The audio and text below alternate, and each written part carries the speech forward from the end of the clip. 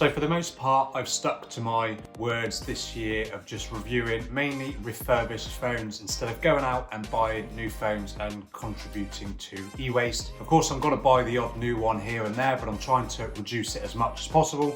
So I just want to talk a little bit about some of the refurbished phones that I have bought over the last few months, and then of course some that I did last year as well.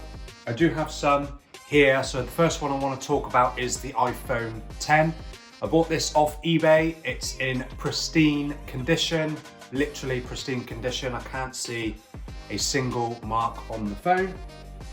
And then I've also bought an iPhone 10R, again labeled as pristine condition. And again, it's in absolutely amazing condition. The one thing about the 10R that wasn't quite to the description, as in the description they said the battery health was at 92%. And when I fired it all up and set it all up, I checked and it's on 86%. So it is a bit of a drop from the description on the advert, but to be honest, with everything else, I'm not that bothered by it too much. And then another one is iPhone XS Max. This one, again, pristine condition. There's not a single mark on the phone, although saying that, there's a couple of little specks on the back. This one was with an advertised 91% battery health, and that's exactly what it's got. So really good battery health. Now, there's no way of knowing whether these were the original batteries that came in the phones when they released. I'd be surprised if they are, otherwise these phones have had literally no use over the last 4 and 5 years to get that good battery health from them. A couple of others that I've bought in the past, namely the iPhone SE 2020, that had an issue with the screen where I would tap on a certain part of the screen when typing and it would register my tap elsewhere on the screen. So that one I did have to send back, but good thing is the company allowed the phone to be sent back and then a refund to be issued for that one. And then my Pixel 4 XL, I did a review video on that one as well.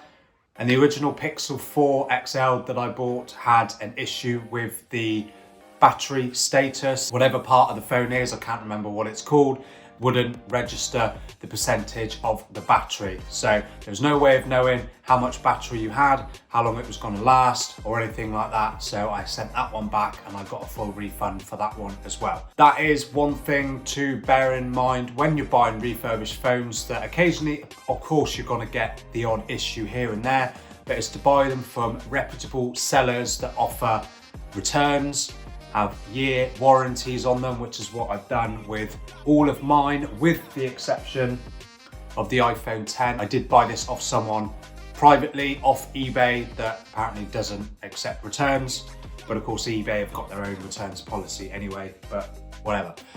So yeah, just bear in mind when you're buying a refurbished phone. Now, of course, there's plenty of videos on YouTube talking about other instances when it comes to buying refurbished phones. You have to be very careful. I wouldn't buy refurbished. I'd go and buy one off someone in person, secondhand, etc., etc. To be honest, I think it can go either way. Yes, that has some merit to it, definitely, if you can go and test out the phone off someone who's selling one privately. But of course, chances are they're not going to accept a return because they're just selling it privately, so they're not going to be happy taking the phone back if it doesn't work. So looking for a reputable seller on eBay is a really great thing to do. It's something that I spend a fair bit of time doing when I'm looking for a new phone to review. I check their ratings, their feedback, all of that sort of stuff, their returns policies, what warranty they get with them. And then of course I study the photos as much as I can as to the condition of the device as well. I definitely look out for battery health with the iPhones that I'm reviewing as well, because of course I personally don't want to buy an iPhone that's got a 70 or 75% battery health. I want to buy one that's got a decent amount of battery health left so I can give a good indication as to how the battery performs now relative to its newest capacity, rather than when it's basically on its way out. But of course, one thing that you do have to look out for when you're buying a refurbished, especially iPhone off eBay, is replacement parts. The iPhone 10 that I have, I think has most definitely got a replacement third-party display. As I mentioned in my review video, if you haven't seen that, check that out on my channel as well, is that certain touch responses on the screen weren't always the best.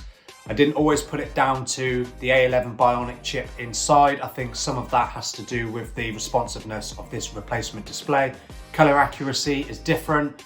It's not quite as vibrant as what my 14 Plus, but of course that's much newer. But even the 10R and the 10s Max, they still look like genuine displays, whereas the iPhone 10 looks like a replacement display. So that's just basically my thoughts on buying refurbished smartphones off eBay. I haven't tried off Amazon because I've seen that there's been loads of negative reviews and it's just kind of put me off. I think I will try it one day just to see what it's like, and maybe I can make a video with my experience on that as well.